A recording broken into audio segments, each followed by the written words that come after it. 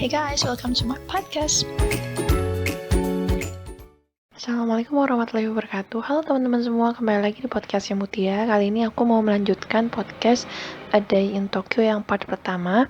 Jadi di sana itu ceritanya berakhir di aku berhenti di stasiun yang bernama Chofu Station. Nah, karena aku turunnya itu bukan tepat di stasiun ya, aku kayak harus jalan lagi sekian ratus meter gitu. Aku tanyalah akhirnya sama seorang ibu-ibu, nanya tuh Chofu Station itu ada di mana gitu. Ternyata ibunya jawabnya pakai bahasa Jepang ya, which is aku tidak mengerti gitu. Akhirnya ya sudah, aku bilang terima kasih aja, dan aku mencoba baca GPS lagi dan ngikutin orang-orang jalannya kemana kebanyakan gitu. Terus akhirnya ya udah, aku ternyata sampai alhamdulillah di Chofu Station. Dan di sana juga aku bingung lagi karena daerahnya tuh lumayan besar, jadi aku bingung bis aku itu turunnya bis aku itu berhentinya di mana gitu. Nah akhirnya, sesampainya aku di Chofu Station itu aku juga masih bingung sih, karena daerahnya tuh lumayan besar gitu. Terus aku bingung bis yang mau aku naikin itu berhentinya sebelah mana gitu. Akhirnya aku tanya lagi sama seorang petugas di stasiun tersebut. Terus aku tanya kira-kira bis nomor sekian itu berhentinya sebelah mana gitu. Terus akhirnya dianterin lah ke tempat berhentian bis yang aku mau naikin itu. Terus aku juga bingung lagi karena pas aku ngantri mau naik bis, orang lain yang di depan aku yang ngantri juga itu nggak naik bis gitu. Aku bingung apakah mereka tuh naik bis yang ini atau bukan gitu. Akhirnya aku tanya lagi, ternyata bukan. Udah, akhirnya aku langsung masuk ke bis ini. Dan bis yang ini tuh ukurannya tuh lebih kecil dibandingkan dengan bis yang pertama aku naik dari airport itu. Karena yang bis yang pertama itu dia ada bagasinya, jadi aku bisa nyimpen koper kan. Kalau bis yang ini tuh nggak ada bagasinya, jadi aku harus kayak bawa-bawa koper, ngangkat-ngangkat ke dalam bisnya gitu. Akhirnya aku duduklah di bangku yang agak belakang. Nah terus selama di perjalanan itu aku udah tahu nih aku harus turun di stasiun mana, dan aku udah lihat di monitor bisnya itu aku harus bayar tarifnya berapa gitu. Nah cuman yang aku bingung itu ketika aku ada di bis dan aku lihat orang-orang tuh naik turun dari bis, mereka itu bayarnya tinggal tap-tap pakai kartu aja gitu. Terus aku bingung, panik juga sih, kayak duh gimana ya ini cara bayarnya, apa apa bisa nggak ya pakai cash gitu, karena kan aku belum punya kartunya. Nah akhirnya aku tanya sama bapak-bapak yang duduknya seberangan sama aku tanya kalau misalnya ini bisa bayar pakai cash atau enggak ya gitu. Terus kata bapaknya, kamu punya kartu nggak, katanya. Nggak punya, aku bilang. Terus katanya, oh ya nggak apa-apa, katanya, bisa pakai cash, katanya. Terus bapaknya kayak langsung uh, ngasih tahu aku bayarnya sekian sekian sekian, uangnya yang ini yang ini yang ini gitu.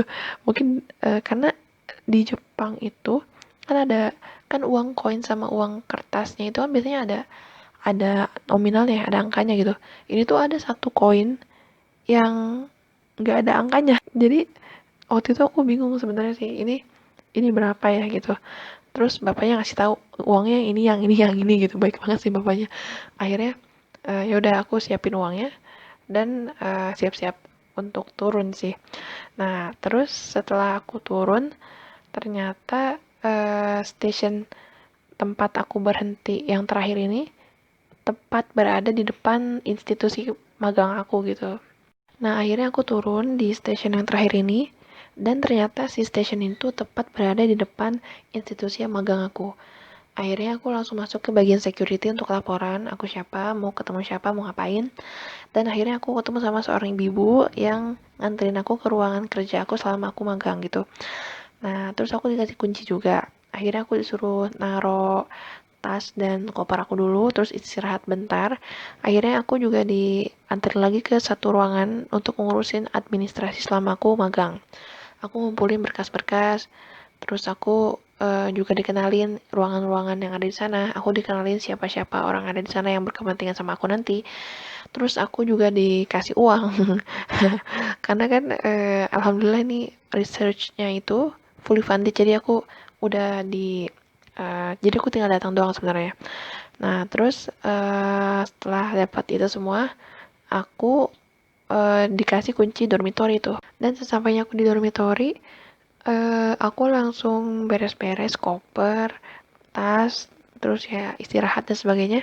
Dan itu dormitory itu bagus banget sih, itu kayak hotel kalau menurut aku.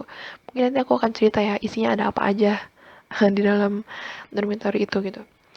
Nah, terus setelah aku sampai di dormitory ya hari itu aku istirahat aja sih, jadi aku nggak yang langsung magang gitu. Jadi karena perjalanannya cukup panjang dan cukup lama juga, akhirnya hari itu aku istirahat aja. Nah teman-teman, beberapa poin yang aku ingin garis bawahi dari cerita ini adalah yang pertama, orang Jepang itu punya budaya kerja tuntas, yang menurut aku ini keren banget sih. Aku dari sekian banyak minta tolong, semuanya ditolongin secara tuntas gitu loh. Terus yang kedua itu, orang Jepang itu ternyata juga orang yang sangat humble loh, orang yang sangat ramah bahkan kepada seorang foreigner gitu. Contohnya aku tadi itu. Jadi ketika berinteraksinya tuh menurut aku interaksinya enak gitu. Nah, ini 2 poin yang ingin aku deliver di podcast yang ada in Tokyo ini. Sebenarnya ada beberapa, masih banyak poin-poin yang ingin aku sampaikan ke teman-teman semua.